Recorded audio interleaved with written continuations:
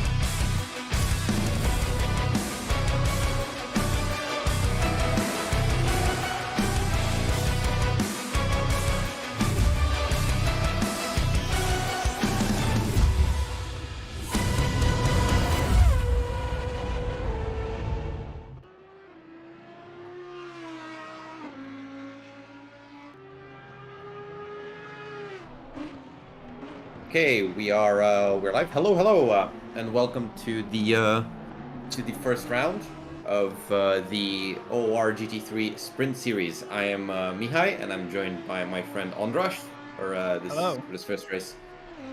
Hello. Yes, Mr. Ondrosh is going to be our very fast boy commentator who knows what he's doing, and I'm going to be the okay. So the first thing I see as I move my eyes to the game is somebody spearing off the track. So this is okay. this is going to be a good start to this extremely short quali session. Yeah, great start. So it's an 8-minute qualifying, so obviously it's a very narrow window of you getting in a lap. You gotta get your pressures right really quickly. So yeah, it's like 2-3 fast laps at best, I think. So it's really gonna be interesting to see who's gonna come out on top. Yeah. So we this league also has a custom BOP. So we've had some cars nerfed a little bit through ballast. Now one of the most nerfed cars is the AMG at this track. They have a 30 kilogram ballast, but in practice we've seen Mr. Bauer, who is now 15th here because he hasn't done a lap. But Mr. Bauer in practice, who's driving the AMG, was P1 by about 2/10. So we'll see if this BOP has managed to rein in the car at this track. Also, we will have to see how the Lamborghini performs, because Lamborghini has been one of those cars on Monza specifically where it is really quick, but it has a tendency to for the rear to step out a lot, and it's it's a risky car to drive on Monza. So We've seen it at ACR yesterday, for example, in the Pro Split, where some people driving the Lamborghini just spun around. Yeah, that just sounds like Lamborghini always was, just worse, I guess. You're saying about 2 or 3 fast laps, and yeah, these are this is a very, very much almost a one-shot quali, because especially now with 1.8 and on Monza, which is a track that doesn't really stress the tires. I don't think the first flying lap they're going to do is going to be the fastest lap they can do. I don't think their tires are going to be in the window yet. Yeah, it's not gonna stick, most likely, the times set in the first lap. We'll have to see how much the pace improves in the second laps. Obviously, we are hoping to see different cars in the top 10. As much variety as possible. That's what the BOP is intended for. We'll see if we can get that today. Well, first times should be coming on the board soon. Coming in soon, yes. Yes, I think the first car to cross the line on the flying lap is now going through Parabolica, Mr. Brett, there we go. In the McLaren 720S. In the McLaren. Beautiful yes, livery, by the way. Beautiful livery as well. I have a 150.1, which is immediately beaten by Mr. Jaramillo. Jaramillo? I am not actually sure. Then comes around Chris Wining. He's one of the faster. He's one of the people we expect him to be really quick. So let's see what time he posts. He posts a 48 flat.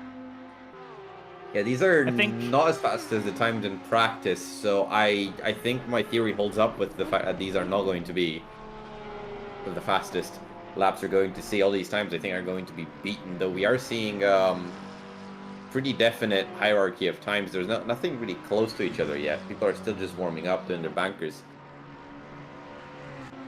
One thing I'm surprised is, this is showing that the BOP is working, is the Porsche is very high up there, because it's a track that... 2 of the Porsches are doing really well, yes. Yeah, super it's a track that needs a lot of straight line speed, and you've got Porsche who's actually doing well here, so that's a good thing for this system, that's for sure. Actually, Porsche has been one of those cars where, even though it's not expected, it is fairly quick around Monza. It's just they're given a bit more juice in the engine, and therefore they can get that speed. We have a big upset. Vining has lost it at the exit of Lesmo 2 and hit the wall. He has had to teleport to pits. So he's basically has 2 minutes to try to get another lap down, and is going to be on pretty bad tires. So he's up against it in this quali session. We can also see Barnott putting it on P2 in the Mercedes AMG. So as we can see, the AMG is still really quick. We'll have to see what he posts in his second lap. I'm excited to see what sort of times we can get. I think it's just because of all that torque. Yeah, just you get that drive out of the corners, and that just is a massive factor. There's the. I just caught Barnett losing his lap there. He hit the inside curb at Ascari, which caused him to lose the rear, and he managed to save it, but I'm fairly sure he lost quite a bit of time doing that. In a hot lap, generally speaking, Ascari is where you can gain or lose the most of your time, where on that exit curb out of Ascari, you need to risk everything basically to get that run onto the straight. So yeah, some people experimenting around with that curb and not coming out on top. It's always been a curb that I'm scared of. Yeah. Right? I've always been scared of that curb, no matter what I drive. The only car that I've driven there that at this track that doesn't make me fear Ascari is the Aston, but there's no Aston here, unfortunately. Yes, apparently the Aston Martin is not favored by our races here in OOR. Not everybody has good taste. Not everybody likes boring cars.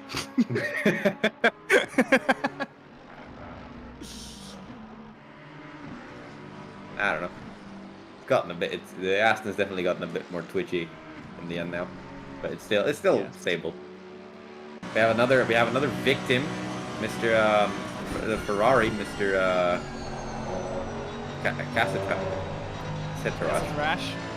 Castarash, yes, in the 789 Ferrari, he had to reset to pits after causing a yellow flag. Interestingly enough, Chris Vining's time, the 48.0, is still the top time on the board, as he immediately gets beaten. So I should probably stop cursing people. As you can also see, Simon Bauer on a fast lap, on to finish it, running down the parabolic onto the straight. Let's see what time he posts.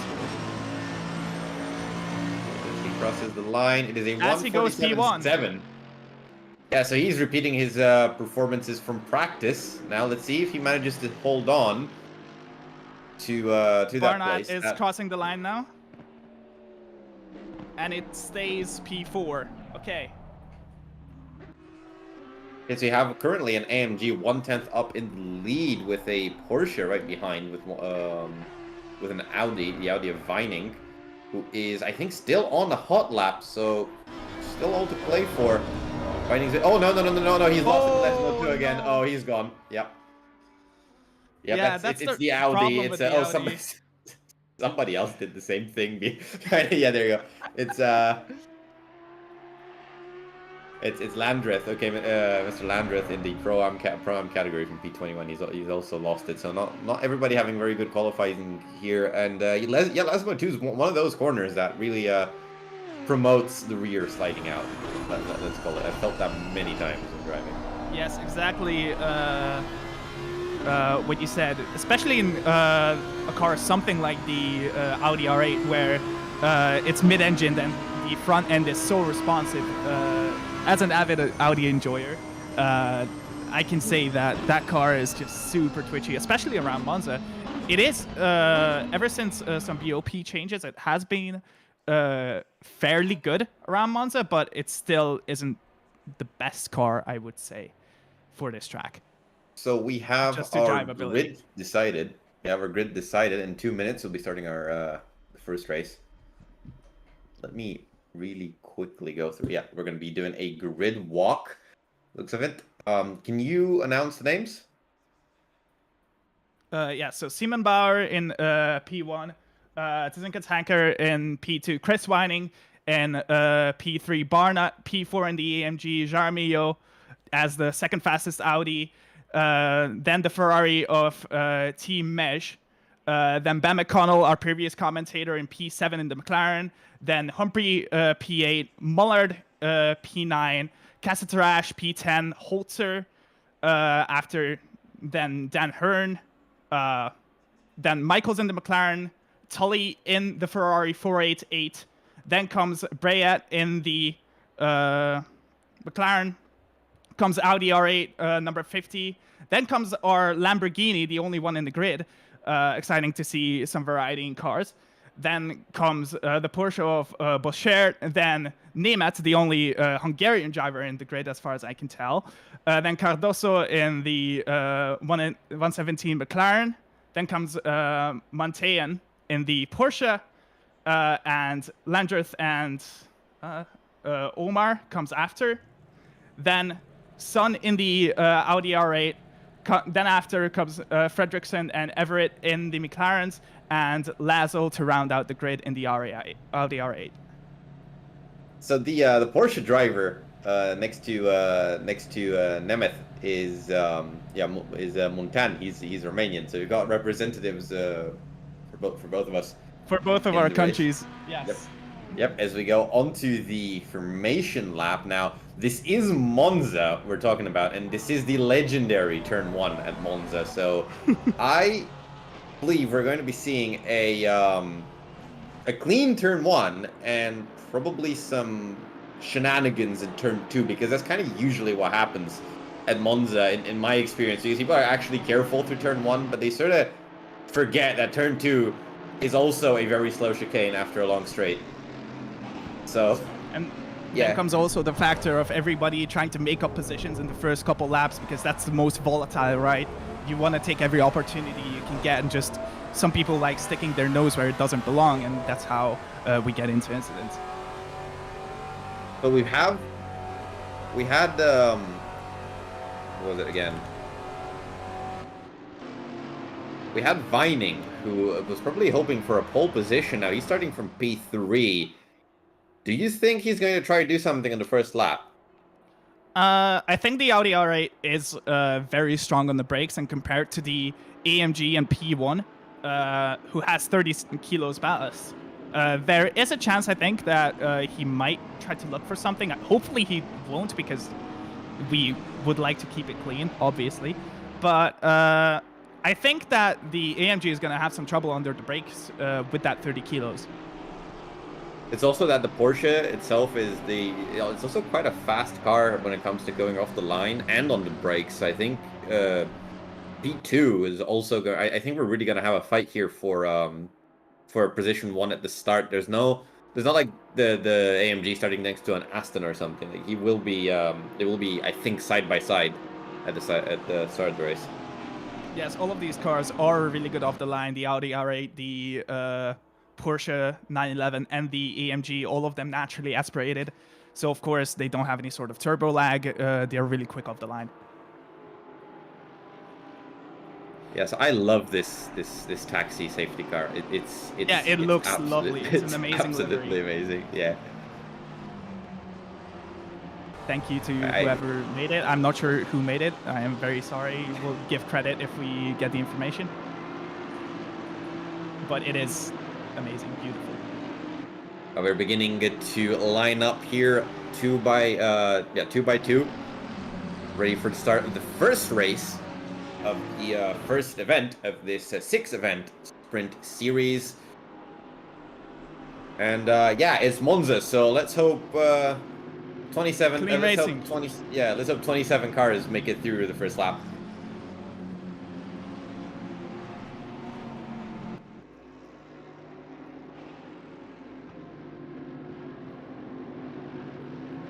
As we round around the Parabolica, see all the beautiful cars lining up. Ooh, I want to see the Porsche going aggressive, because he is amazing on the brakes, that car.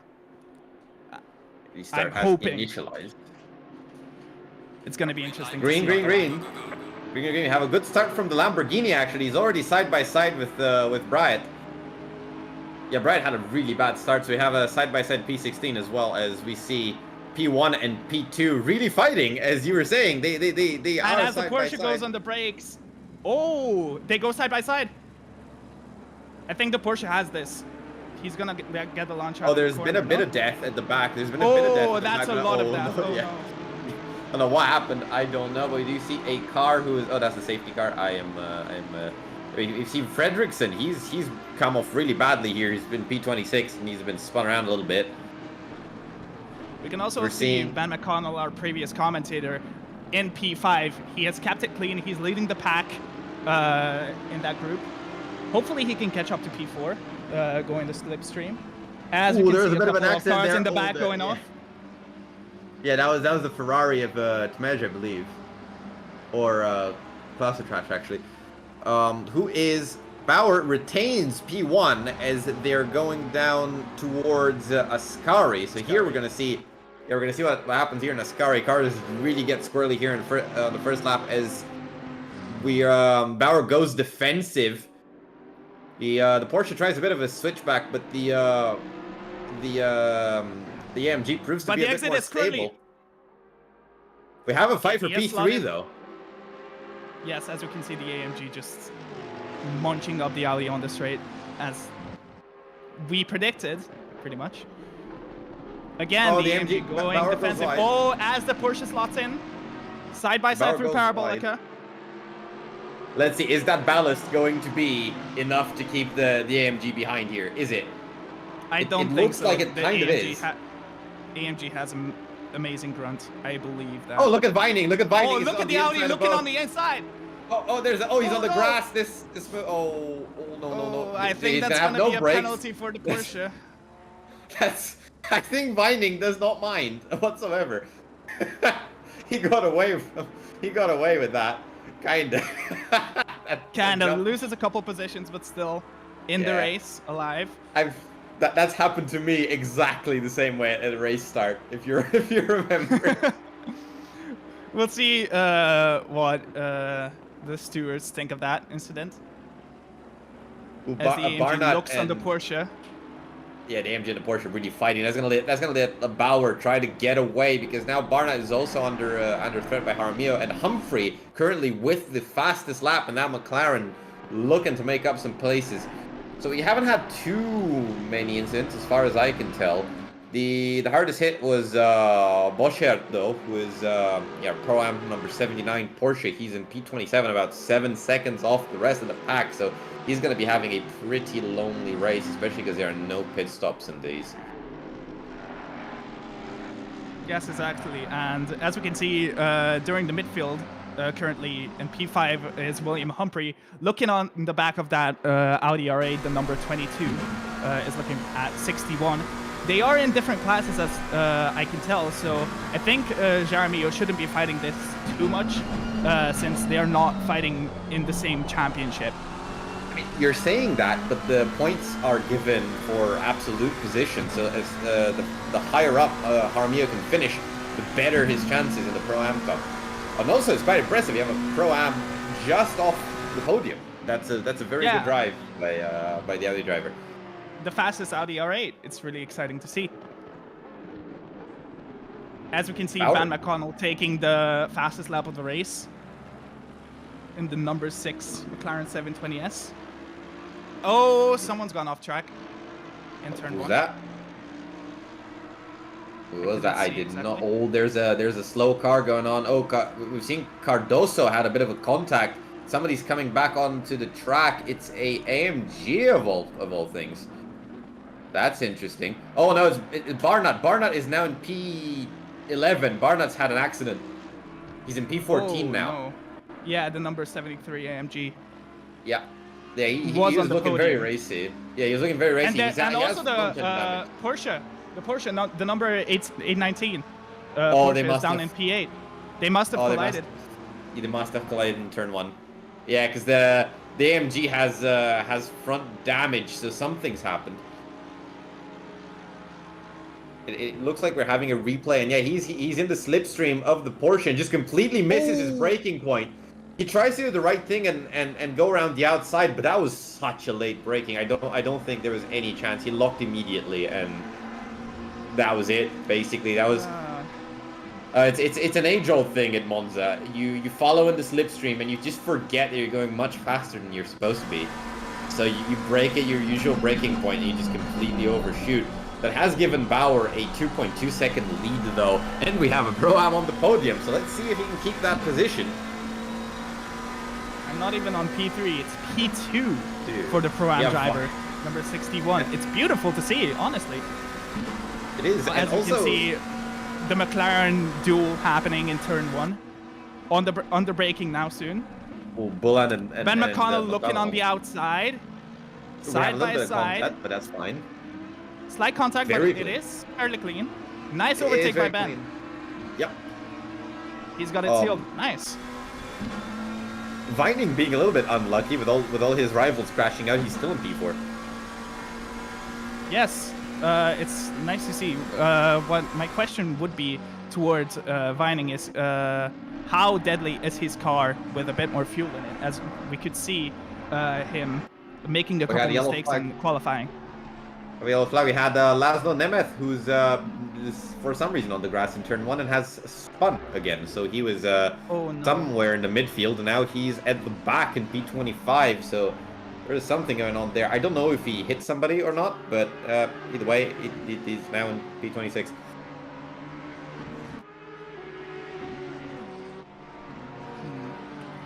So we can see Bauer running away rapidly, lap by lap, just increasing that gap, now at 3.4 seconds. But Humphrey, as I can tell, is catching up onto the Audi R8 of Jaramillo. So that is very exciting to see. Chris Vining not too far back behind. Then there's a bit of a gap with Ben McConnell in P5. Hopefully he can get close that gap, but without the slipstream, it's so difficult on Monza. It's generally just, unless it's a massive tire deficit, once you get out of the slipstream, there's no real gaining back that time. And for a race that's 30 minutes on Monza, of all places, I don't really think we're going to be seeing a lot of tire wear coming into the equation. Yes, exactly. The fight between McConnell and Mullard is still on. I do see it look like Mullard is slightly better on the brakes. So we see a replay of what happened to Lemeth. He was trying to pass Cardoso. He manages to do so around the outside on the straight. Oh, but there's contact on the inside, and he gets spun around. Oh, yeah. No. Well, I think don't that's know. on him, unfortunately. Maybe. Oh Then no, another the spin. spin. Oh, with that's the dirty such a tires. Lexus thing. Oh no, stop reversing. Oh, that's just Oh. dirty tires and spinning the Lexus. Yeah, that's a thing that happens a lot in that car. I've seen it happen many times. The glorious Vining is- Stephen Steele murdering our driver. Yeah, Vining is actually closing the gap to Humphrey. So the fight for P2 is real. There's 0.3 seconds between the three cars in P2, 3, and 4. That's the main Then we fight can of also- this In race. the Pro-Am Yeah. category, we can also see Holzer in P2 not too far back from Mullard. So I think it would be interesting to see him close that gap, see if we can have a fight there. Then Michael's right behind Holzer, so that might be also for position in the end. There's a I'm bit of a assuming the groove of- 819 Porsche is damaged, as he hasn't made up any positions ever since the accident, which is I would unfortunate say, oh, to there see. we have a fight As he for goes down the P10. inside. Yeah. We were about to say he goes right down the inside and makes up quite a few positions. Yeah, there's some rear damage on that Porsche after the horrible collision. So honestly, that might look at that straight line speed. He's just being completely The eaten on the deficit is straights. massive, Oh, as he's my dropping Lord. back 2 positions now. Almost. He's side by side there in turn 1, and the McLaren kind of boxed himself in. Ooh, that is risky. That was But risky. very but he- clean. That was beautiful. Very good. to Yeah. see. Yeah, Bryant kind of boxed himself in there.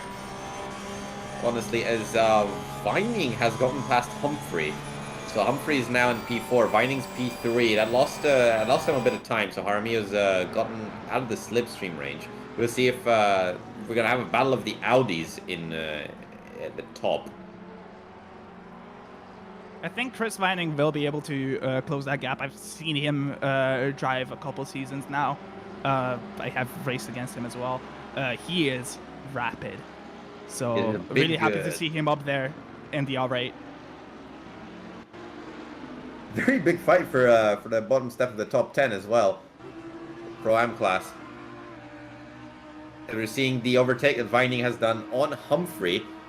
Just a slipstream overtake, takes the outside line, which honestly I think is slightly better here, especially if you can stay side by side. Just a clean overtake from the slipstream Ferrari, yeah, just gains it all on the brakes. Due to the cleaner track, he had the cleaner line, and also the Audi R8 is famous for being really good on the brakes, and McLaren, of course, is a bit more sluggish on their braking. So beautiful overtake by Chris Vining. 819 has caused a train of cars now behind them. As much as that car is suffering on the straights, I think it's just the Porsche brakes. Yeah, he's really fighting. We have the two McLarens now, Bryett and Daniel Hearn. It's like, oh, there's an... Oh, no, he's spun around. He's Temej was so lucky to not get hit there, but I think that was on the McLaren. Yeah, that was yeah. He turned moved for no reason, really. Yeah. Oh, there's a bigger crash in turn 1. What's going on? Oh, we had a Audi number 50. Perus, he's dropped down the order a little bit. Had a bit of a reshuffling going on. Number 50 Audi. He is now in the 20s position. Oh, turn 2. There's stuff going on in turn 2. Just keeps happening. Keeps on delivering. Yeah. Going side by side into the Lesmos, that is risky. Barna is furiously fighting. He's gained some positions. He was in P18 now, but now he's stuck behind these Pro-Am drivers. And we also have quite a bit of a fight up into P10 and P11 with the... Wait, no, something's happened. Daniel Hearn and Bryett are now very far away. Yeah, Bryett's making some mistakes. I think he's got damage. As he's been overtaken, he's fallen down to P16, I believe.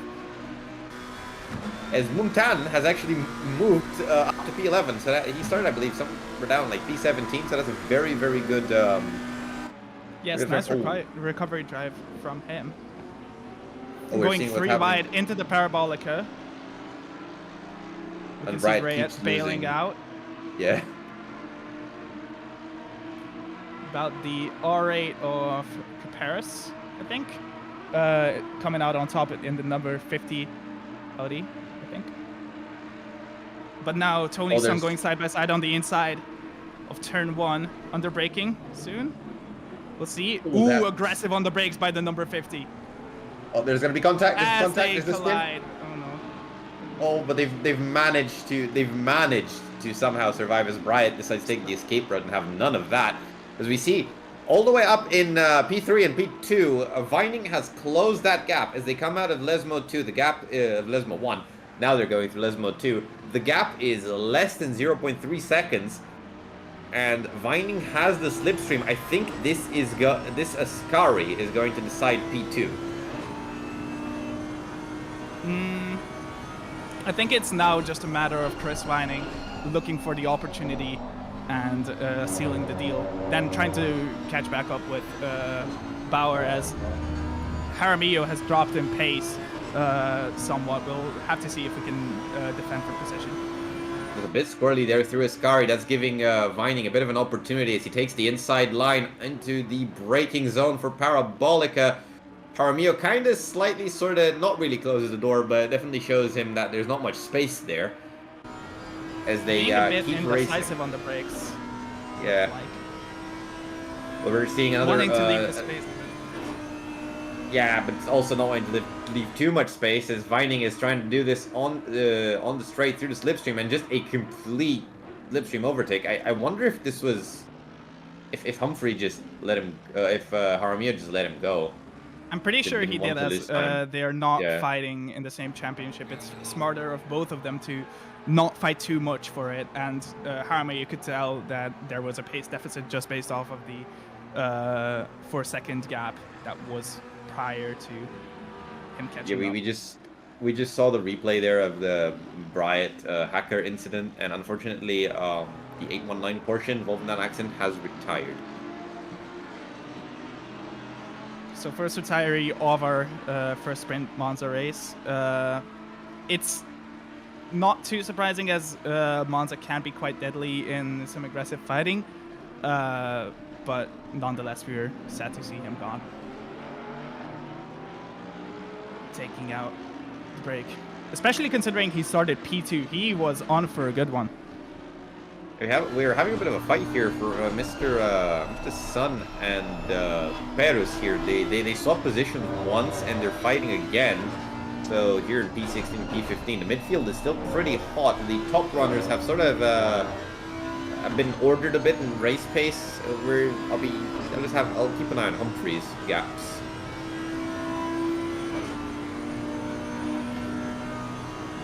Also, they are not fighting in the same championship. They are, Paris is in the pro category, Sun in the pro am category. So I think if Caparis has a better pace, he should be able to seal the deal with Sun taking the smarter route of just braking a bit earlier for turn 1. But we'll have to see. Yeah, I mean, racers are racers. So far, they have been trading. He had a pretty bad parabolic that's actually letting the Audi behind him, Lozelle, well, before he went wide, he was letting him catch up. As, yeah, Sun goes defensive, it looks like. Well, he's kind of opening it up now. We'll see, will this be an overtake attempt? Definitely, he's looking. Seems like looking on the inside, side by side, under braking. He kind of was a bit indecisive, but he managed to pull along. But yeah, the Sun just had that inside line, and if you have it completely there, it's just a much better exit. So now he's gonna because of that little bit of indecisiveness, I think Kuperos is gonna need to look behind him at Lozelle. Ooh, Lozelle maybe looking for a send into the second chicane. No, doesn't choose to go for it.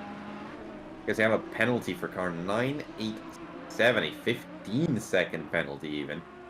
Where is car 987?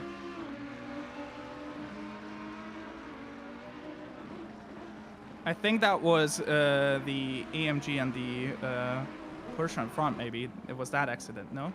Under braking. We'll see where it that's a V's Omar. That's very back down. That's in position 22. The only Bentley Continental in the grid, yeah. Yeah, and we did see him spun around at one point, but I didn't catch the actual accident. We have our first penalty coming out. I think we'll be seeing a few more because we've seen a few accidents that definitely required ones, like the ones that took out the Porsche. The 819 Porsche? Yeah. Look, yeah, Kuperos is definitely looking to get past, but again, there's a little bit of dirty air involved here. As you get squirrely on the braking into parabolic, and now he's going to have to defend for his position against Lozelle. Also, we could see a couple laps back where Paris decided to go for the tighter line, how the parabolica curb just sucked him in, where the Monza curbs are very dangerous in the sense that it's like a drain, pretty much. Oh, that was a bit of a bad braking by Lozelle, but he does seem to have saved himself. Safely back on track. Yes, as we have a penalty coming out for Barnett, which, I mean, yes. Not surprising at all. He deserves that. Yeah. Unfortunate to see him down the grid with the pace he has, but he does deserve that penalty. Lozelle has P12. been, yeah, Lozelle's been overtaken here by Cardoso. He's going to try to fight back. But yeah, that bad braking that happened in turn 1 has definitely affected him. He couldn't quite defend against that McLaren on brakes in turn 2. Seems like it's just dirty tires, maybe a bit of a flat spot. Yeah, but hopefully he should be able to nurse them back to health. So Humphrey is not catching Jaramillo. He's more than a second back now. His son has to go defensive on the entry of Ascari. I think Caparis is gonna have to run this time around. He seemed like to take the bit wider line through the first part to get the run on the exit. As Son's being defensive, he is though. looking on the inside, I think he should open the doors. Yes. Okay. Yes. They go side by side. Doesn't overdo the braking. I think he's got a clean overtake. Nicely done by Caparis. We see Barnett here trying to overtake Montan on the inside of turn 1. He does decide kind of against it and slots in behind the Porsche. It's a bit of a, I mean, any position he can get is good. He's got about 9 minutes left in the race, but this penalty is going to put him about 3 or 4 positions back at this rate, so he does kind of want to get away. Yeah. Now the question... All he needs to do is build a gap. Question, Kuperus has now passed Sun, but was that the right idea? Because now Sun is... Well, he's got less of a buffer between him and Castle-Trash, but it actually doesn't matter because the Ferrari behind him has a penalty. Ooh. Oh no, what happened? As no. Sun collides with Kuperus, takes him out, rear ends him. Oh. So now they are side by side with Cardoso. Cardoso on the outside, making the pass, and then the Audi R8 of Lazelle looking on the outside as well. Seems like he doesn't have that position. Okay. Yeah, so Tony's Sun right. rear-ending Kuperus. Yeah, that was a little bit rude, isn't it? Like the Kuperus fought for that position just to get rear-ended. He's probably not going to appreciate that. Yes, he is not happy about that. But hopefully he can look to make a recovery. As Ben McConnell, we can see the number 6, just confidently building gaps in P5. Then Simon Bauer, 5 seconds ahead, very confidently in P1. All he needs to do is nurse his tires, bring it home at this point. Yeah, it does look like Vines had to... Oh, Vining, after all the fighting he's had to do to get to P2, he's kind of taken a bit more life out of the car's tires. And it's also, I think, really just the thing that the Audi is going to do with that looser rear end. Yes, exactly. It can eat up all those tires and just make you struggle in the last couple minutes, especially if if the setup is designed for a sprint race like this. Originally, we got about 7 minutes in the race left. So at the moment, the fights have kind of died down. We do have have possibly something happening between Sun and Partesh here, as we have another retiree. It's the Porsche of Boschert. Oh, we have another crash. That was Lazelle. What happened to Matt Lazelle? Another crash in turn 2. I think we could see Cardoso there, right? Or is Cardoso comfortably past? It was Bauer, right? Brayet. It was Brayet, I think, in the pink McLaren going past. I'm not sure if he had anything to do with it. We'll have to take a look at it. Yeah, we'll need to see. Oh, we're having a replay here. Let's see what's going on. So we had Matt Lazelle going through Corvo Grande behind Partesh. So what happens here? He spins. Oh, he just loses the rear end. On his own. The pointy front end of the Audi R8 just biting too much and the rear stepping out. Certified Audi moment as we have a fight going on. Yeah, it's Kuperus versus Castrash, actually. Kuperus manages to get past the Ferrari. I think the Ferrari didn't want to fight that too much as he has a penalty. Probably, but he just decided nonetheless, nicely done by Kuperus. So, I was about to say since the fights have kind of died down and we had a couple of incidents, but now that the fights do look like they've died down, the race is sort of settling into its final 5 minutes. We will have a second race as we were talking, and it's going to have a bit of a special qualifying. So the top 12 will be arranged in reverse grid as... Oh no, Montan, oh, what happened to you? So we had an accident here for Tudor Montan, the 115 Porsche. He was in P11. I think he's dropped a little bit now. I don't know what happened, but I don't think he was hit by somebody.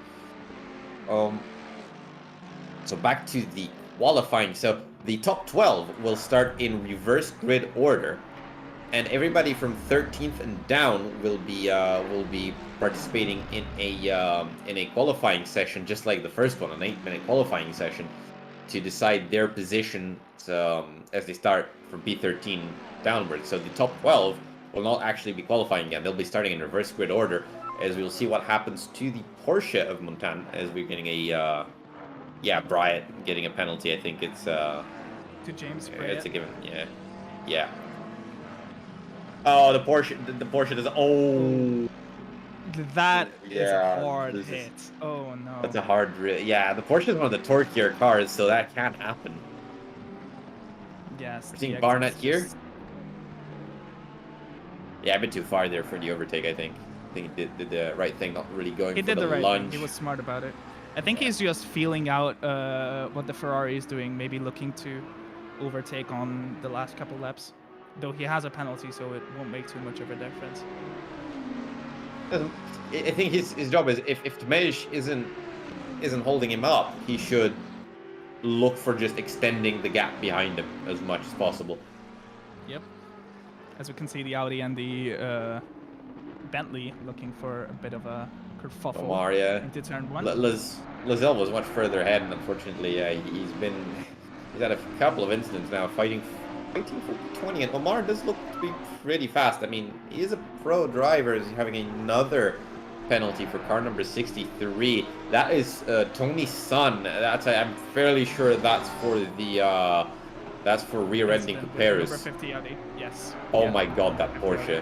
Oh my Lord, that Porsche! Oh, that is that's no front end anymore. He is barely limping it home, but he is fighting valiantly.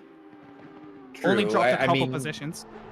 yes, but he's going to get understeered horribly now. I'm fairly sure Also, the straight line speed is just going to be terrible. Really bad. As we see. Look at that. Yeah. Yeah, both two the positions. Lamborghini Audi R8 just munching it up on the straight out of the exit of Ascari. And now, Cuperos is not Cuperos. No, it is Cuperos. Yeah, Cuperos fighting Pertash though. So we've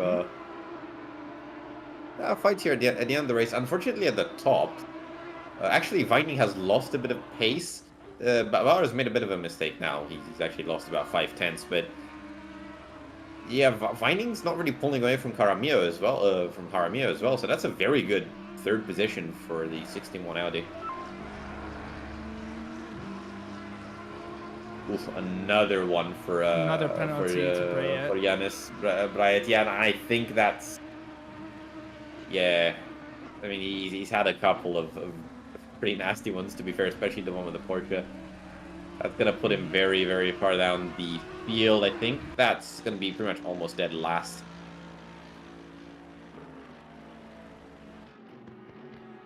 Vining is catching Bauer very rapidly. I think Bauer is just nursing the car now. He might have made a mistake.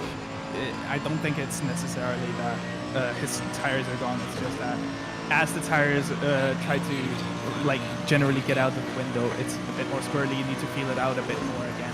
And yeah, maybe it caught out Bauer a tiny bit. But he is still doing pretty good pace. Yeah, I don't think Vining's going to be catching 4.5 seconds. We are seeing Montan being overtaken by Bryant as well. He's just losing positions left and right. The car can barely go anywhere. The steering's probably bent, let's be fair. Yeah, the front suspension is just gone on that Porsche, most likely. I think a bit of thing spicing up here in P8. Yeah, we're seeing it in here we got Michaels, Chris Holzer and Michaels fighting. Yep, and Holzer. So that's gonna be our fight for the end of the race for P7. Holzer has been driving a really clean race. He hasn't moved positions for a long time, for over 20 minutes. I'm pretty sure. I'm pretty sure he moved up the grid early on, but he just maintained that position, finishing second in the Pro-Am category after Jaramillo, most likely. This race isn't over, but yeah, it's probably not going to lose too many It's the positions final lap. Yeah.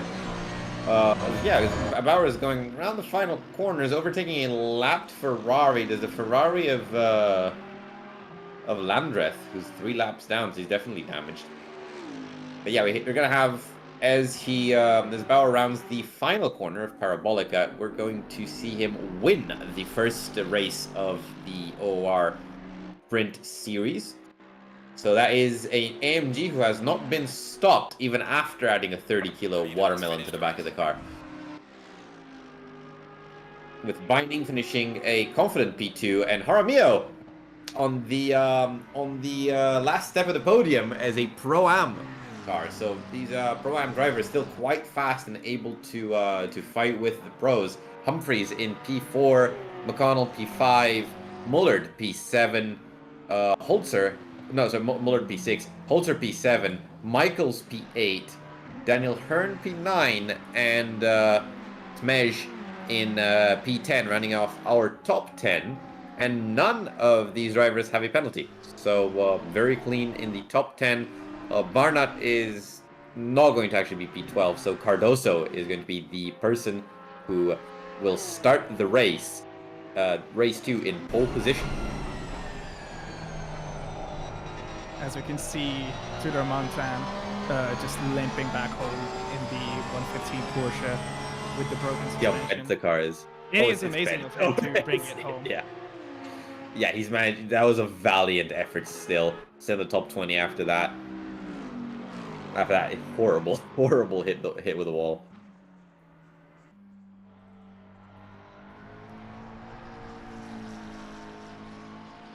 Okay, so that is our final, our fifth race finished with Craig Everett winning the AM category in B23, and Marius Fridriksson behind him, both McLarens.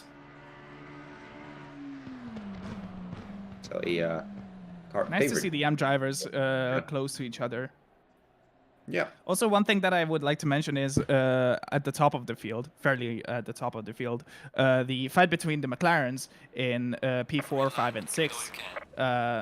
I think it's going to be really interesting in race number 2, as it's no longer going to be fight for gaps. It's going to be fight in the slipstream every single lap, unless something goes wrong.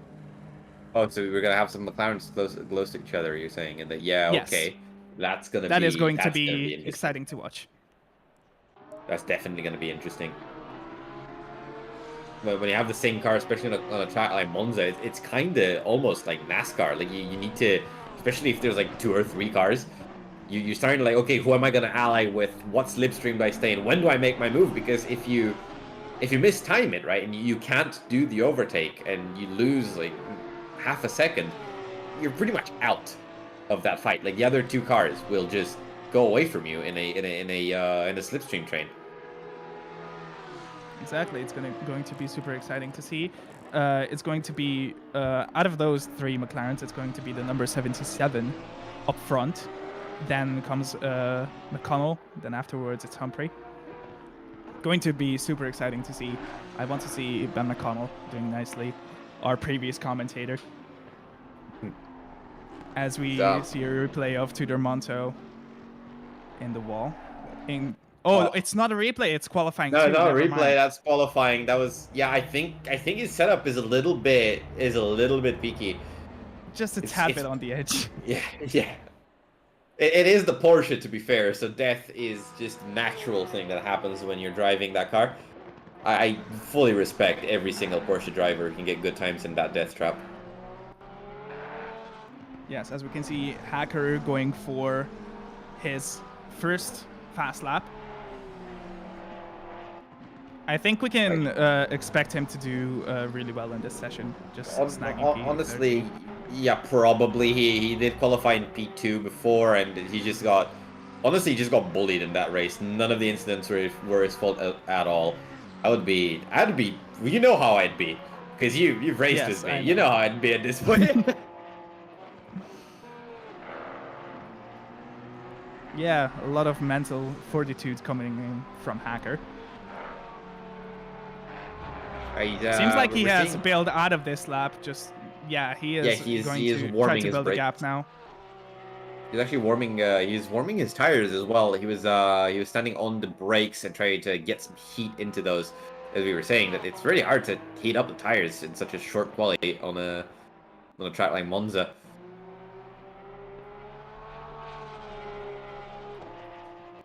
So now this is going to be his first actual attempt as he bailed out of his last one. We'll see where he's going to place. First lap, That's the thing most about likely invalidated. That's why he bailed out of it, I think. Nah, it looked like that was actually his out lap because it was a 24-minute lap.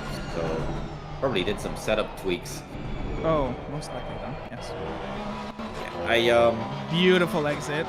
Bit too much curb, but that was on the too edge much of curb. invalidating. Yeah.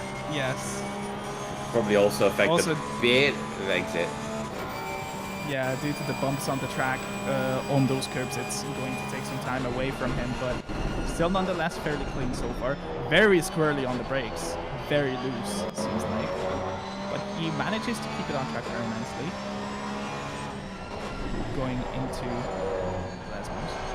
Ooh, that is one fast correction. That was very nicely done. We do see a yellow flag in Ascari, so that was Everett in the AM class who lost it in Ascari. It's a McLaren on Monza. That happens every other lap. It's really nice to see in control, Hacker just being in control, because Porsches need to take off all of that weighing on Monza to be competitive, right? It's super nice to see him keeping it nicely. Within the bounds? Yes, within the bounds. Right. So that's probably going to be a pretty fast lap. Currently, pole position in quotes is Partesh with a 150.6. Tony's son had a bit of a moment and invalidated his lap through a parabolic, as he's going to have to go again.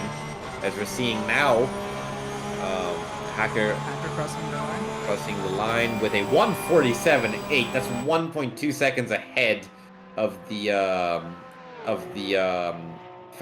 second fastest time. So that's comfortably in 13th position.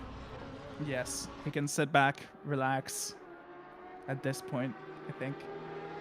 We can also, it's going to be also interesting to see Barnett, as he was fairly on the sharp end of the field. We'll see what he can do in this qualifying. Is Barnett in the quali session, because he did have a penalty, so he technically didn't actually. Yeah, it's Cardoso in the quali session.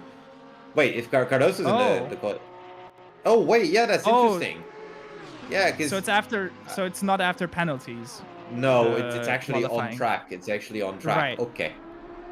Right. Okay. I thought Cardoso would be starting in P12 in P1, but no, Bauer. So it's going to be Barnett. Barnett Is on pole. So that's right. Yeah, that's going to be yeah, it's on track.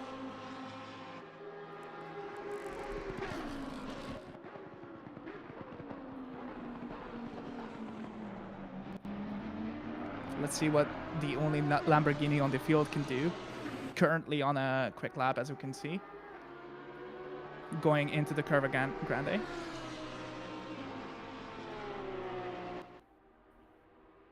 Doesn't go for a very tight line. Interesting. Well, that's a bit of a... Looks like a fairly clean line through the chicane. As he comes around Lesmo 1.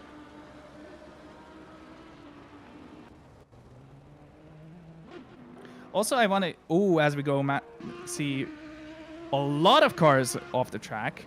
Both Matt Lazo and Montan having a moment.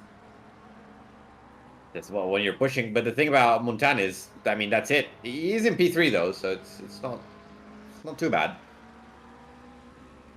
Bashert currently really need to improve a little bit. He's pretty much at the bottom of the field. We do have Nemeth pretty high up as well, so that's good to see. Yeah, up in P4. Very nice to see in the Lexus. As we are following Marius Fredriksson on his lap. Currently the faster AM driver of the two we have in the field. Oh, as he goes off track on the exit of Ascari. I mean, we're saying that. we're saying that, but Everett actually won the previous race for the AM class, so I just think Everett hasn't quite managed to get a clean lap. Yeah, as we're reaching the end of qualifying, let's see what Bryant can do as we see an Audi there. I think it was an Audi parked on the side of the road, and that's very wide. Barely valid. I do think that must have. It is valid. It is valid, but it is also It's still P4. Very nicely done of him. P4, respectable position. That's going to put him in P17. A bit further at the back, but still more respectable position than where he was before. As I think we see another person. I think it was Cardoso. Cardoso has now snagged P4. So good luck. So we're also going to see a fight of McLarens in the midfield as well in P14, 15 and 16, right? 15 and 17, but 16, 17. Yeah. You can see the Lamborghini in his final Fortunately. taking a lot of risk. Oh, that's right. Fortunately for Caperos, he's starting right next to Lazellan's son. No. Let's hope this does not repeat. Yeah, let's not have a repeat of race 1. Especially with him in front. Yeah, I'd be looking at the mirrors. Also, I would like to talk about a bit of expectations going into race 1. What are we looking out for? What do we want to see? Of course, I already mentioned the 3 McLarens in the top 10. Well, now it's going to be the bottom of the top 10, but it's going to be very interesting to see. So what are you excited to see? Well, first off, it's colder, so its conditions are going to be different. People might have tire issues. That's the first thing that I'm interested to see if people have gotten everything right. We do see the wait a second. Is this the correct order? No, they do it in the formation lap. Ah, okay, because my brain was not. Yeah. It is not working. The order is done in the formation lap. Okay. This is my first time watching one of these races, so. Yes, the procedure is the safety car is going to go in front. Then every single driver is going to be called out one by one until we get a single file line, and then it's going to be standard double file launch procedure. All right, so we're gonna have the grid positions all nicely aligned around halfway through the formation lap, then, so we can talk about exactly who I think is gonna be interesting to watch. As you said, it's these duels between the same car that's gonna be quite interesting, because I think they're gonna stay close together throughout the race if there's no mistakes happening. Mm-hmm. Then it's also going to be interesting to see Bauer going through the field, starting from P12. That's going to be interesting to see the grunt of the AMG on the straights. Let's see how much of a difference it is, even with the ballast. I think he's going to be looking for exits, right? Yes, exactly. Or do you think the ballast kind of nerfs the exit a little bit as well? Oh, it's mostly the braking, I would say, and a bit on the straight, like the top speed. I wouldn't say it's too much of a difference on the exit. Okay. Because I was wondering, is the safety car coming out? Yeah, and we're seeing the grid or the grid forming as the cars from behind are starting to move. Now, because why I was saying that is because the Porsches, when they were fighting, they did seem to have also very decent exits compared to the Mercedes. Mm-hmm. Porsches are known for that due to the power on the exits. Though they do suffer with the straight line speed at the end, which they make up for it in cornering speed and brakes. So it's going to be interesting to see Hacker and Bauer fighting for position at the very start. P12 and P13 respectively are top 2 in qualifying for the first race. So that is going to be interesting to see. The grid has formed, so we're gonna now go for a regular formation lap.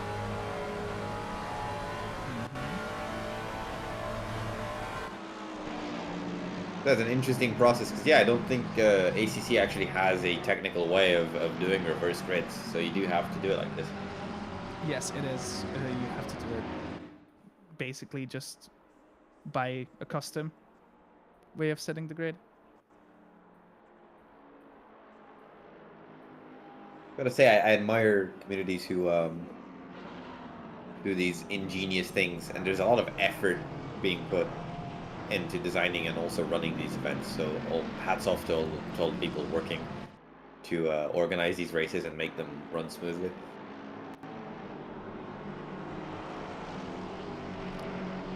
Now, also another question which I would like to mention is, what do you think of the Ferrari on this track? Because now we can see 2 Ferraris on the podium at the start. How do you think they are going to perform? Because the Ferrari is known to be quick around Monza. If this were 1.7, I'd say that AMG would need to watch out. But I don't think the Ferrari quite has the teeth it had before. Mid-corner, maybe, yes. But I would argue that on the straight, it should be still really quick, no? Yeah, but in order to be able to leverage that, you need to stay close to the Lesmos and to Ascari, which, I don't know. We'll see. Maybe in the first lap, we might see some stuff going on. I would like to see remember that it is colder, so cars will be a lot squirrelier. Especially as we go laps. As we go side by side, prepared to start the second race.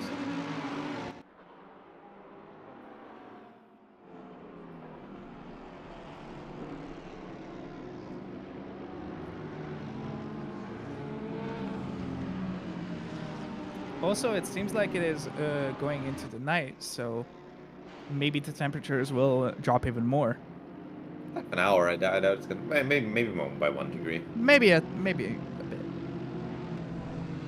It is dry though, unfortunately. From we are preparing to start.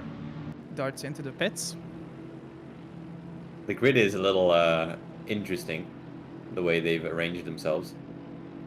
Because we have green, and I do see Porsche of Hacker already going a bit side by side. Midfield is definitely very close. Chris Vining behind the McLaren. Okay, they take it easy, seems like. Oh, there's contact at the front. One of the Ferraris spun. Oh, there's gonna be a bottleneck. They're gonna be taken to the escape road, and okay, so the Ferrari is actually staying still, so that was very, very good. That was... Who was that Ferrari? It was... The green Ferrari. I think it was...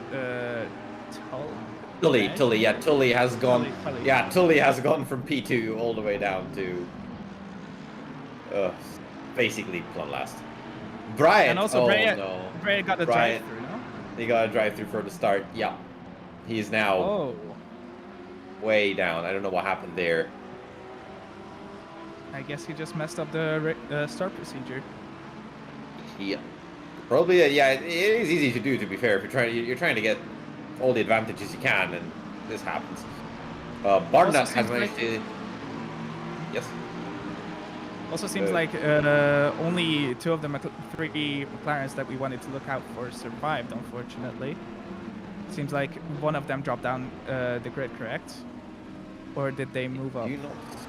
I think, is it Hearn? No, it's Hacker who's between them. He's in P8. He was starting P13. He's already in P8. Oh, wow. That's a massive climb. That's beautiful to see. And he's also trying to overtake Daniel Hearn here. Will Hearn fight that move? He doesn't. He kind of just lets him by. Now we have a three-way McLaren fight again as Hacker's chasing down Holzer. And Barnett has actually really kept, well, held on to P1. He's now 2 seconds ahead. And yeah, unfortunately the Ferrari of Tilly just unfortunately got spun. And that I do think we're going to be seeing a penalty for one of the cars that spun him. I think it was Michael's in P3. There's going to be a penalty for that. So keep an eye on those McLarens because they're going to be fighting all race. Yes, as you can see, there's Jaramillo, the person who finished on the podium last race, the first of the Pro-Am drivers, on the back of Ben McConnell, keeping that gap really tight, driving beautifully. We'll see what Ben can do to Daniel Hearn. As we can see, Hacker up in P6 now, cutting through the field rapidly. Beautiful to see. That's some Brazil Grand Prix action.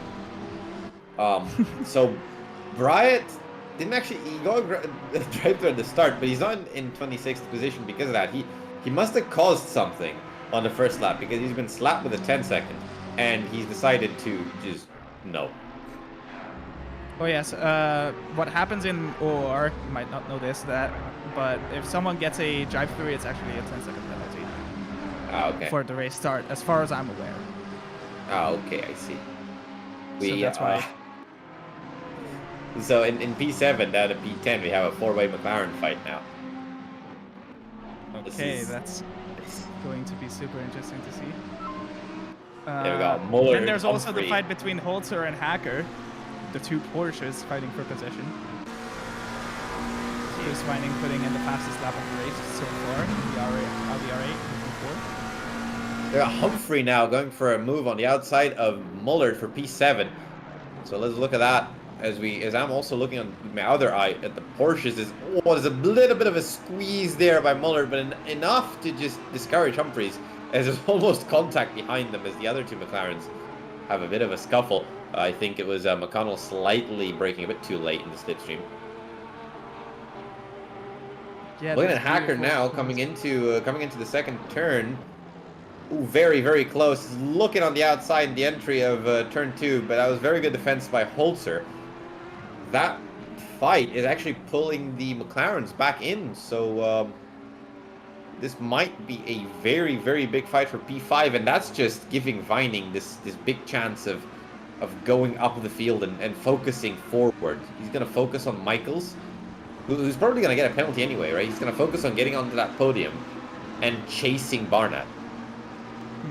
We can also shout out to the Ferrari up in P2, Timaj in the number 9 Ferrari, doing exactly what he's supposed to, keeping gaps and just maintaining position. Beautifully done by him. As we see Hacker just looking for position, he wants to get past really quickly at this point. He wants to catch the sharp end of the field as fast as possible, as he got done dirty in the first race.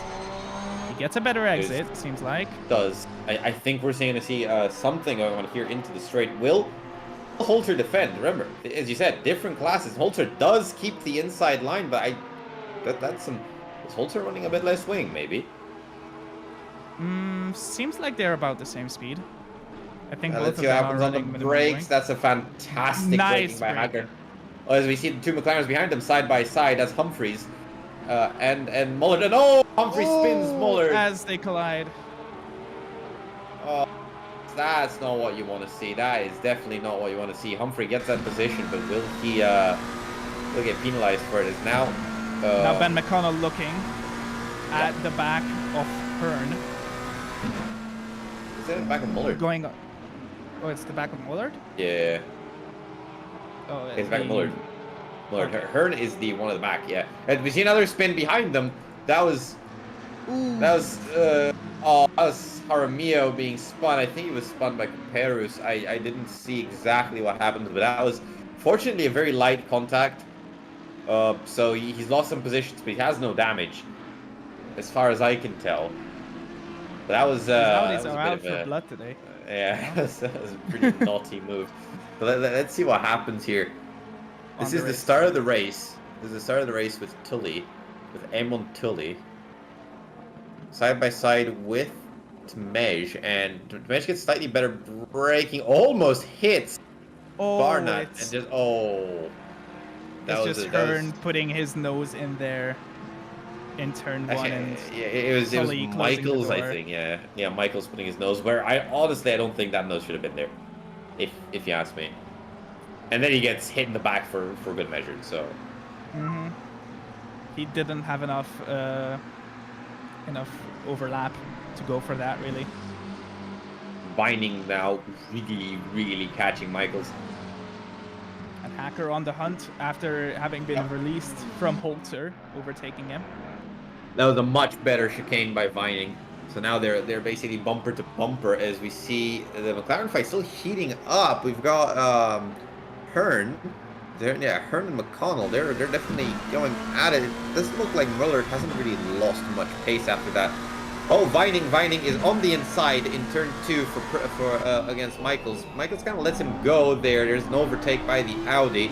So Vining is now in P3. Hacker rapidly closing into these two though. So Michaels is set to lose another position. I'm fairly sure he took a pretty big shunt to the rear because he does seem to have issues exiting corners. As he gets a bit squirty through Flesmo 1 for good measure. Also, one thing I would like to mention, 3 or 5 different constructors in the top 5. Very nice to see the BOP doing its job beautifully.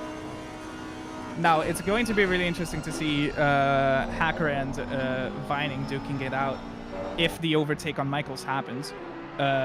Because as Vining and Michaels were fighting, Hacker had all the opportunity to catch back up. So now it's a 3-way fight for P3. I mean, he absolutely did catch up. Like, he is scything through the field. I think... Oh, that gutter curb almost ended that race. For Hack. I was watching in third person, and that car got really pulled to the side. But he is a man on the mission. He cannot stop. So Hearn has actually kind of lost ground on the other two, and the McLarens ahead of him on Mullard and McConnell. So that's going to be tough for him now to get back into slipstream, as Mullard is just, I think, has just damage from the collision with Humphreys. So the McLaren fight, Mullard misses his braking point there as well. So he's going to be under attack by McConnell. Oh, it's actually Michael and Hacker. Michael's on Hacker. Yeah, I was looking at a different fight, but yes, Hacker goes onto the inside of turn 2. Now he takes the inside line onto the brake. Yeah, that's just a textbook overtake. That's just Porsche brakes. Amazingly done. Amazingly done by Hacker. I wonder if Finding is going to be able to keep him behind. Also smart of Michaels for not fighting that too much, as he would just lose even more time relative to the people behind in Holzer and Humphrey. So it's better for him to just. Oh, there's been a crash. There's been a crash. That was Matt Lozelle. Matt Lozelle has. Oh no! He's reversed onto the track. What has he done? Oh. Did he kill somebody or did he not? I did not see because the camera panned away, but that seemed like there was a bit of space left on the track, so hopefully he didn't kill him. There's a dubious rejoin, but hopefully nothing came of it. I did not see another white car, so it does look like he's lost it again. So his setup is probably a bit squirrely.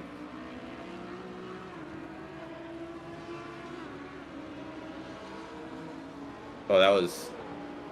Okay, so it was safe in the end. It was close. It was a bit dubious, but yeah, it was close. It was close. His Hacker puts in another fastest lap. And now we can see... McConnell manages to get past Mullard as well. Oh, Hacker is all over Vining.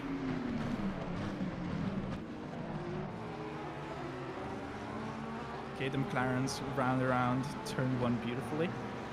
So now it's Ben going to look to catch up to Humphrey. make it another three-way fight as it was first race. As we see Hacker and Vining fighting for position for the way last that car lap is- on the podium. The way that car is just bucking under the stress. Hacker is pushing as much as he can. He has also remained in control beautifully throughout. We can see just him fighting the car every single turn, but he is managing it really well, extracting the most of it. As Barnett is still in P1, maintaining a comfortable lead with 4 seconds to the Ferrari in P2. So, question is, can the Porsche fight the straight line grunt of the Audi R8? That's the real question at this point. As he looks for a bit onto the interior parabolica. He's getting He a is very good sticking. exit. Yeah. It'll be really They hard are for going to fighting go to side keep by that. side to turn 1.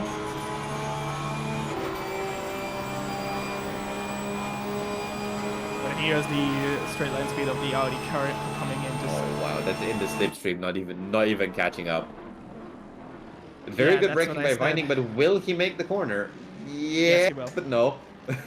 Ooh, That was messy. That that was messy from both of them. Yeah. looks like slight contact, no? Very slight. I Yeah, don't drivers. think anybody's gonna complain about that. It was very slight contact. Mm-hmm. But Ooh, right. Ooh, that is scary. Oh, that Right was on the off back. drafting. He did not expect. He did not expect to have the straight line speed he had through that corner. That I is just said right. straight line speed through that corner. That's Scary to do in ACC also because you know the phantom contacts that happen Yes. that are way out of proportion in terms of the car reacting, just pirouetting for no reason due to a slight tap. That's the main characteristic of ACC, unfortunately. Sometimes it been happens. been on the giving and receiving end of that so many times. Mhm. But yeah, Hacker. I think it's a matter of time until Hacker gets this done. Vining is fighting valiantly, so into Ascari. He's probably going to aim for a very good exit. He's probably going to do the same strategy as before, just try to get side by side on the straight. I wonder if he can even do that really with the Porsche. I think Vining has a very valid shot of just keeping position due to the straight line speed deficit. So unless he makes a mistake, I believe that he might have this in the bag. Keeping it tight through Parabolica. But they do go side by side here. Onto the straight. Can the Audi run away during the straight? Yes, he can. Kind of, yeah. Just the straight line speed deficit is just massive. He doesn't know where to brake, and he just has to in behind. So as we're seeing that, we have Bauer side by side with Mullard into turn 1 as well for P9. Bauer getting good braking on the inside of turn 1 and manages to get that overtake done. So Bauer up to P9, not quite. And oh, what's happening with... As Hacker and Vining go side by side onto the second chicane. Hacker on the inside. He I think does Hacker's get the got better this. braking. Is he going to make the corner? Yes, he does. He got it. Yes. Nice He overtake. got it. Seems like Hacker really likes sending up overtakes into the second chicane. Very nicely done by him. It's just the car through Corvo Grande, I think, really. Mhm.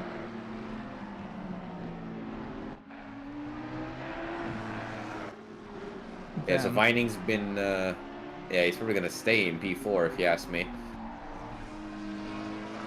Yeah, most likely. Unless he tries to fight it with the straight line speed deficit. If he can stay behind close to the Porsche of Hacker, then he has a chance of an overtake just due to the straight line speed. And the braking seems quite similar between the cars, so I believe that Chris Vining still has a chance. Especially if Hacker does that through Parabolic, that's for sure. Yeah, just There's a going bit for of a a slight bit of a drift. Yeah. Yeah, Vining's looking for a getting the chance, drive. and Hacker is definitely going defensive. They're going to be side by side here in the first corner. Not really. Vining just drives away.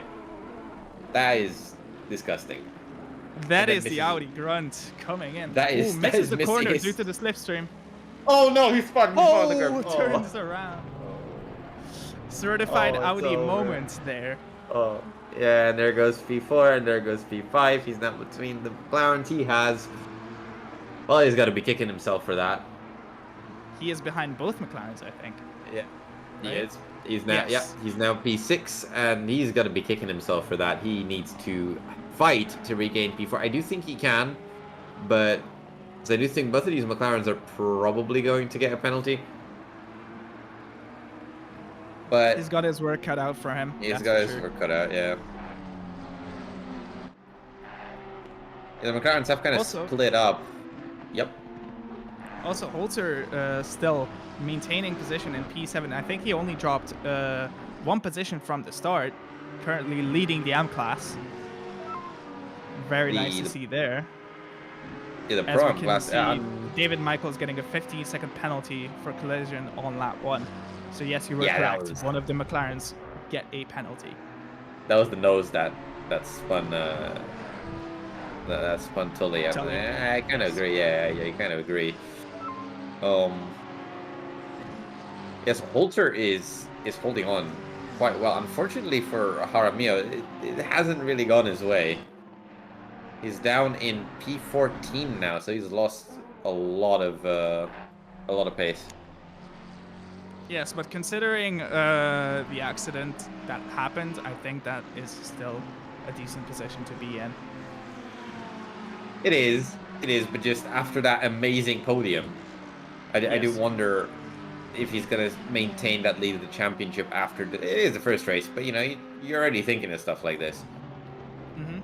Also, Casa Tarash got a 10-second penalty as well.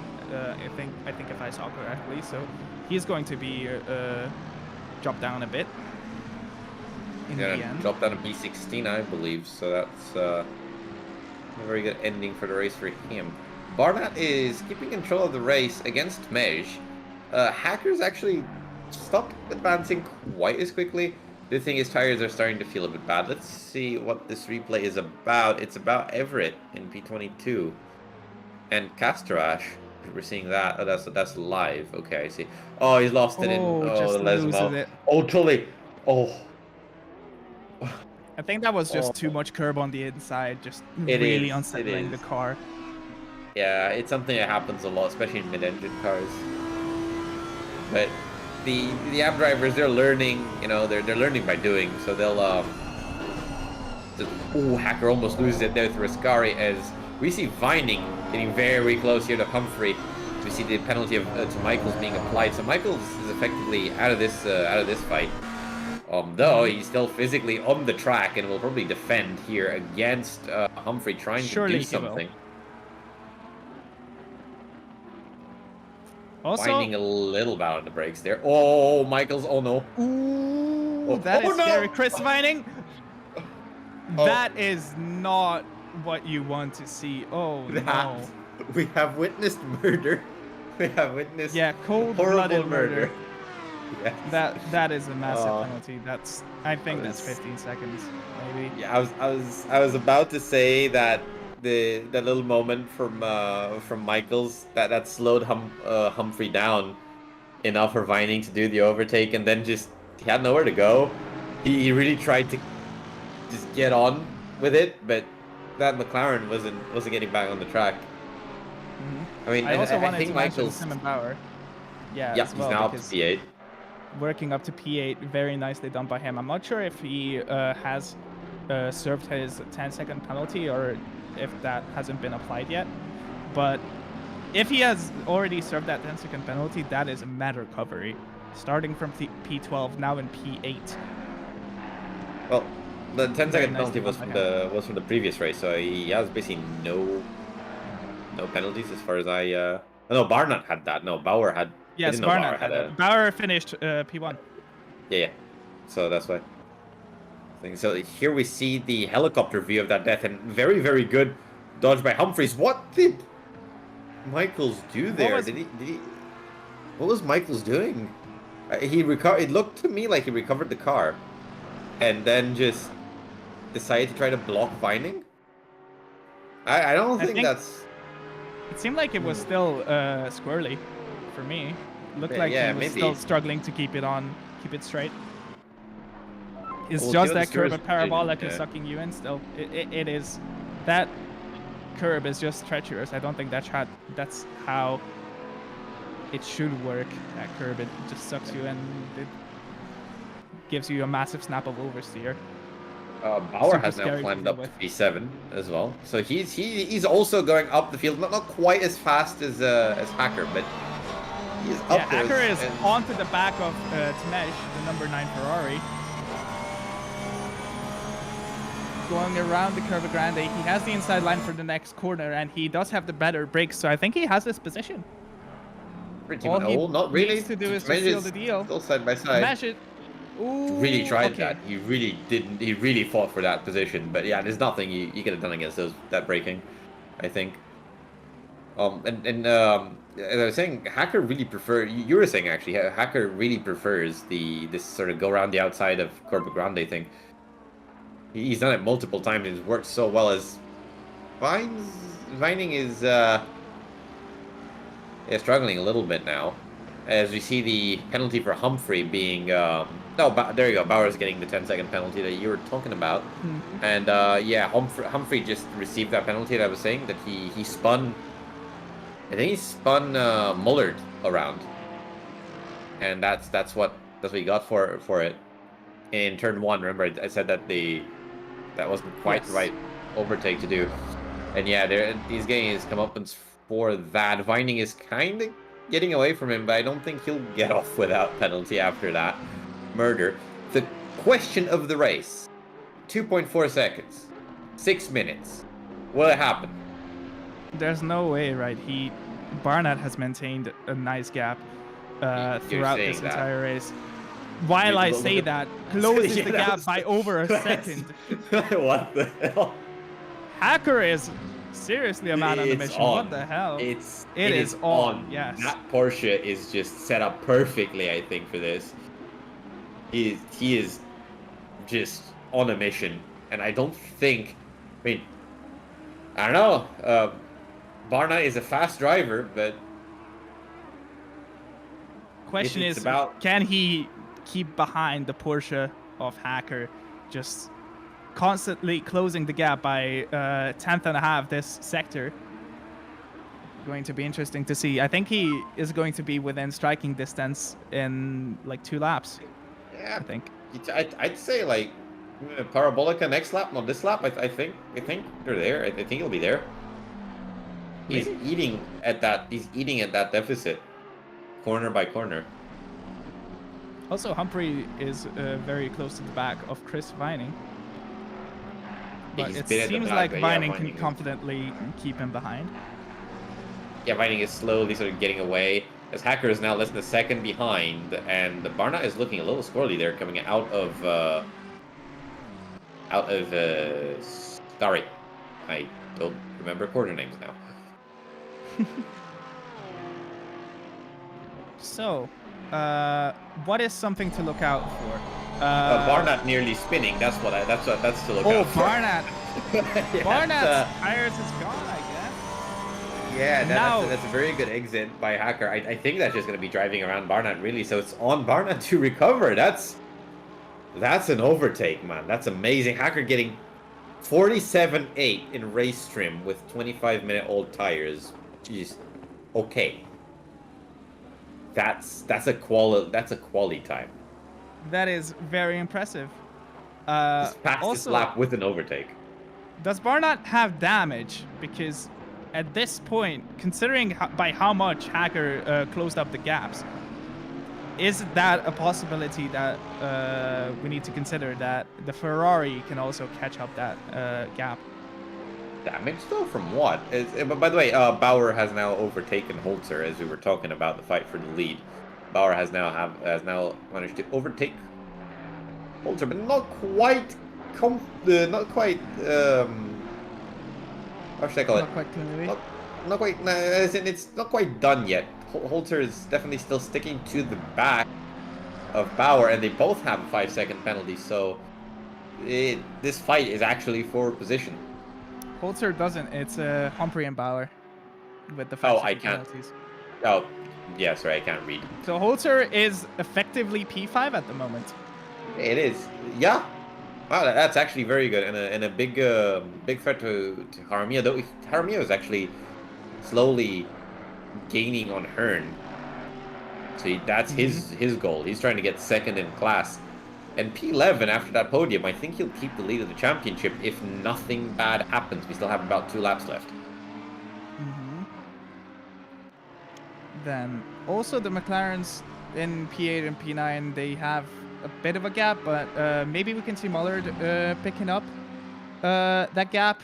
It is not massive. It's 1.2 seconds at the moment, so barely out of slipstream. We'll have to see if he can catch that up. Vining has not really been able to get away from Humphrey. Humphrey's really starting to mount a bit of an offensive here to retake P4. Very close together in the braking zone for turn 1. Is he going to try the hacker move? Is he going to try the whole setting up thing? I don't think he can get the same exits that Porsche can. No, yeah, definitely not. definitely not. But the Ferrari of Temej is slowly but surely catching up Barnett. That's why I wanted to mention there might be some sort of damage, some sort of an accident on his own, or just the tires not lasting the half an hour. It was a over 2 second gap back when Hacker overtook Barnett. Now it's down to 1.4. Yeah, and Hacker's already 2 seconds ahead, so there's definitely something up with that car. Like it doesn't look damaged from the stream, so it's tires. It has to be tires. I think, as I was saying before the start of the race, I think it's just because it's colder, and the tire pressures are probably just not staying where they're supposed to. And also the AMG eats tires. Yeah, definitely seems like it.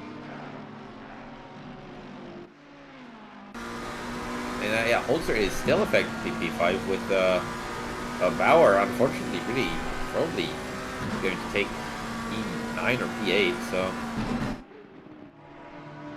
the greatest race for our race winner, with Hacker just completely dominating this race. Saying that Barnett did he? Oh, okay. Oh, we have Cardoso. Cardoso has, yeah, that looked like losing it on his own in a Scary. Stuff that does happen with McLarens on this track. Too much curb again, maybe. Yeah. I mean, considering that he started from P12,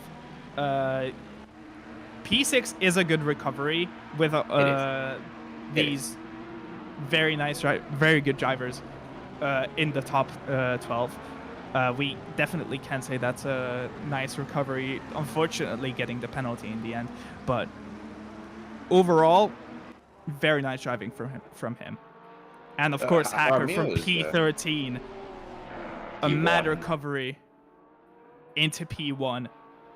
He really just got done dirty in the first race. No. Yeah, imagine the fight we would have had. Twice. Yeah. Imagine the fight for P1 would have been epic. I'm fairly sure he did get completely destroyed twice, so it's just unfortunate, is it? Jaramillo is actually quite close there to Daniel Hearn, so we're this is the final lap. So is he going to lunge? Yeah, is he going to lunge? Is he not going to lunge? Well, that's the question. As we've seen,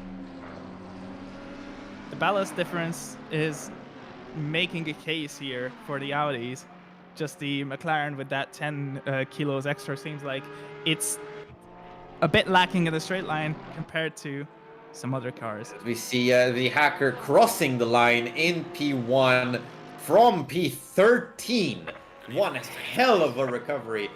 Right behind him, 2 seconds. Barnett in P2. Temej P3, not really managing to catch up. Vining will finish in P4 with Humphrey P5 and Bauer P6, but those are not final positions because of penalties.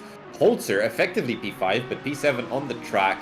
McConnell in P8, Mullard in P9, and Casatrash in P10 with the 10-second penalty, which means Jaramillo, who has managed to overtake Daniel Hearn, will be in the top 10. Beautifully done by him. Insane recovery after that accident on in the second chicane.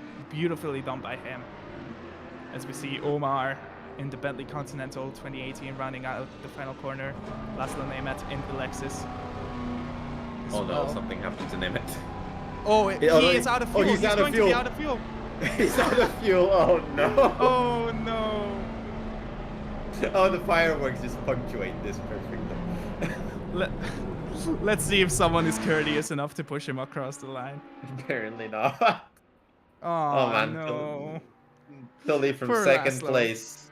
Tully from second place, finishing 19th after that spin. That's quite unfortunate. Will Laszlo finish the race? Probably. Solid maybe. Doesn't seem like it. No. No. No, wait. Wait, maybe. Someone please. No. Safety car. No. Help this man. No. Oh, no. Poor Laszlo. Oh, that was what? 30 meters, not even. Oh. Like 10 meters at best. Oh, that was a race to forget. Yeah. A race to forget. Oh, It was a mad recovery by Acker. For Nemeth. For yeah, Nemeth, yeah. Yeah. For that was an amazing race by Hacker. That he was denied a fight in the second in the first race, and in the second race he was out for blood, and he got it. So yeah, that's a driver of the day performance if I ever saw one. I don't know if we do that here, but that would be me picking him. That was an amazing drive. Congratulations. Definitely. So in the end, Bauer has finished. I don't know where because he left the server. But there you go.